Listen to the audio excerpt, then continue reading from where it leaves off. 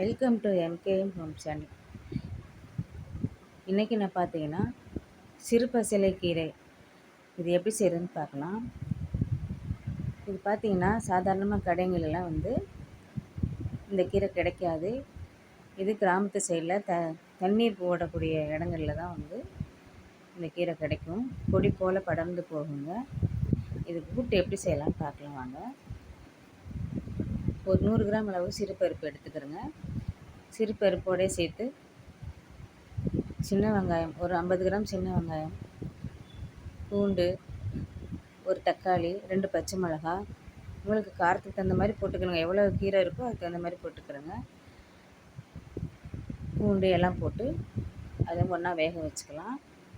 இப்போ பாருங்கள், கீரையை நான் நல்லா க்ளீன் பண்ணிவிட்டு வாஷ் பண்ணி எடுத்து வச்சுருக்கேன். இது போல் ரொம்ப சிறு இலையாக தான் இருக்கும் இந்த கீரை. உலகத்திலேயே கீரை வகைகளில் ரொம்ப சின்ன கீரை இது. இது பார்த்திங்கன்னா உடம்புக்கு எல்லாத்துக்குமே நல்லது. பெண்களுக்கு மாதவிடாய் பிரச்சனையை தீர்க்கக்கூடியதுங்க. அது இல்லாமல் ஸ்கின் ப்ராப்ளம் இருக்கிறவங்களுக்கு நல்லது. எல்லாத்துக்குமே உடம்புக்கு இந்த கீரை ரொம்ப நல்லதுங்க. வளவளப்பு தன்மையாக இருக்கும். இப்போ பாருங்கள், கீரை நல்லா பருப்பு நல்லா வெந்துடுச்சு. இந்த சமயத்தில் நம்ம வாஷ் பண்ணி வச்சுருக்க கீரையை போட்டுக்கலாம். இது பார்த்திங்கன்னா நான் சிறுவாபுரி கோயிலுக்கு போயிருந்தேன். அங்கே தான் வாங்கிட்டு வந்தேன் இந்த கீரை. ஒரு கவரில் கொடுத்தாங்க, 20 ரூபாய் தான். அவ்வளோ நிறைய கீரை இருந்தது. இந்த கீரை கிடச்சதுன்னா கண்டிப்பாக வாங்கிட்டு வந்து செஞ்சு சாப்பிட்டு பாருங்கள்.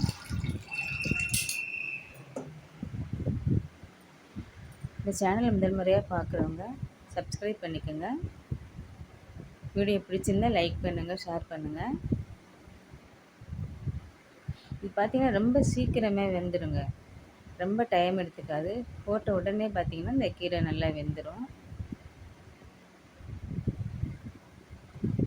இது பார்த்திங்கன்னா இப்படி நம்ம கூட்டு போலவும் செய்யலாம். இதே பார்த்திங்கன்னா அப்படியே கடைஞ்சும் சாப்பிட்டுக்கலாம். குழந்தைங்களுக்குலாம் நல்லா கிடைஞ்சிட்டு நம்ம கொடுத்தோன்னா ரொம்ப நல்லது. நம்ம பெரியவங்க சாப்பிட்றதுலாம் கூட்டு போல் செஞ்சு சாப்பிட்டுக்கலாம்.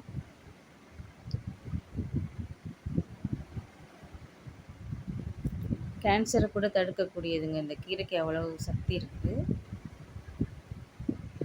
இங்கே நிறைய பிரச்சனைகள் இந்த கீரைக்கு தீர்வு கிடைக்கும். இந்த கீரையை சாப்பிட்டா நல்லா வெந்து வந்துருச்சு பாருங்கள். நான் இது தாளிப்பு போடாமல் தான் நாங்கள் சாப்பிட போகிறோம். தாளிச்சும் சாப்பிட்லாம். கடுகு, உளுத்தம் பருப்பு, காஞ்ச மிளகாய், சீரகம் இதெல்லாம் போட்டு தாளிச்சுக்கலாங்க. நாங்கள் கூட்டு அப்படியே தான் செஞ்சு சாப்பிட போகிறோம்.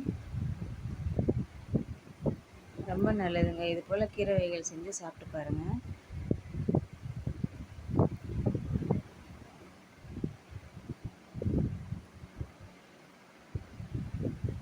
லாஸ்ட்டாக கீரை நல்லா வெந்து வர டைமில் தான் உப்பு சேர்க்கணும். எந்த கீரையாக இருந்தாலுமே நம்ம ஃபஸ்ட்டு வேகிறதுக்கு முன்னாடியே உப்பு சேர்க்கக்கூடாது. நல்லா வெந்த பிறகு சேர்த்தா தான் அந்த உங்களுக்கு அந்த பக்குவம் தெரியும். ரெண்டாவது பார்த்திங்கன்னா கீரைக்கு ஒரு கசப்பு தன்மை ஏற்பட்டுடும். முன்னாடியே நம்ம உப்பு சேர்த்தோம்னா கசப்பாயிடும் கீரை. பொரியல் பண்ணாலும் சரி, எது பண்ணாலுமே நம்ம கீரை வகைகளை பொறுத்த வரைக்கும் லாஸ்ட்டாக தான் உப்பு சேர்த்துக்கணும். அவ்வளோதாங்க. தேங்க்ஸ் ஃபார் வாட்சிங்.